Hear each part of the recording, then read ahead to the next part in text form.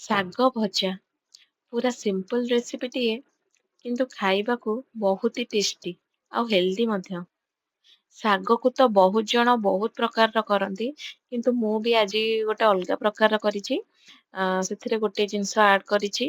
ଆଉ ଆପଣ ଜାଣିଛନ୍ତି କି ନା ନାଇଁ କି ଏମିତି କରିଛନ୍ତି କି ନା ନାଇଁ ସିଓର ଜଣେଇବେ। ମୁଁ ତ ଆଜି ଫାଷ୍ଟ ଟାଇମ ଜାଣିଲି ଆଉ ଫାଷ୍ଟ ଟାଇମ ହିଁ ଟ୍ରାଏ କରିଛି। ଆଉ ବିଲିଭ୍ ମି ବହୁତ ହି ଟେଷ୍ଟି ଲାଗିଲା। ଯେତେ ପ୍ରକାରର ମୁଁ ଶାଗ ମାନେ ରେସିପି ଖାଇଛି ତାଠୁ ଏଇଟା ସବୁଠୁ ବେଷ୍ଟ। ଆକ୍ଚୁଆଲି ଏଇଟା ମୋର ଶ୍ୱଶୁରଙ୍କର ବହୁତ ହି ଫେବରେଟ୍। ଆଉ ସେ ତ ଆଉ ନାହାନ୍ତି। ତ ଆଜି ଶାଶୁ ତାଙ୍କୁ ମନେ ପକେଇକି ଏ ରେସିପିଟା ମତେ କହିଲେ। ଆଉ ତାଙ୍କ ସ୍ମୃତିରେ ଆଜି ମୁଁ ଏଇଟା ବନେଇଛି। ବହୁତ ହି ବଢିଆ ଲାଗିଲା ଖାଇବାକୁ। ମୁଁ ଆଜି ଏଇଟା ଖଡା ଶାଗରେ ବନଉଛି। ଆପଣ ଚାହିଁଲେ ଯେକୌଣସି ଶାଗରେ ବି ବନେଇ ପାରିବେ। ମେନଲି ଏଇଟା କୋଶଳା ଶାଗରେ ବେଶୀ ଟେଷ୍ଟି ଲାଗେ ମୁଁ ଶୁଣିଛି। ଆଉ ଗରମ ଭାତ କଣ ପଖାଳ କଣ ଯୋଉଥିରେ ବି ଖାଇବେ ବହୁତ ହି ବଢିଆ ଲାଗିବ। କିଛି ଅଲଗା ପ୍ରକାର ନୁହେଁ।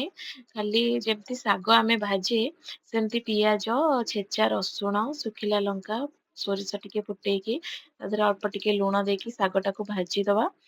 ଶାଗଟା ଭାଜି ହେଇଗଲା ପରେ ସେଥିରେ ଗୋଟେ ଜିନିଷ ଆଡ କରିବା।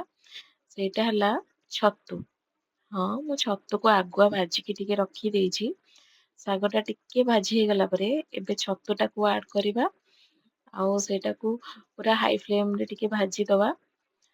ଯେହେତୁ ମୁଁ ଛତୁଟାକୁ ଟିକେ ହାଲକା ଆଗୁଆ ଭାଜିକି ରଖିଥିଲି ତ ବେଶୀ ଟାଇମ ଲାଗିଲାନି। ବହୁତ ହି ଜଲଦି ବନିଗଲା। ଦେଖନ୍ତୁ ମୁଁ ଆପଣଙ୍କୁ ଦେଖୁଛି। ଏବେ ରେଡି ହେଇଗଲା ଆମର ଶାଗ ଛତୁ ଭଜା।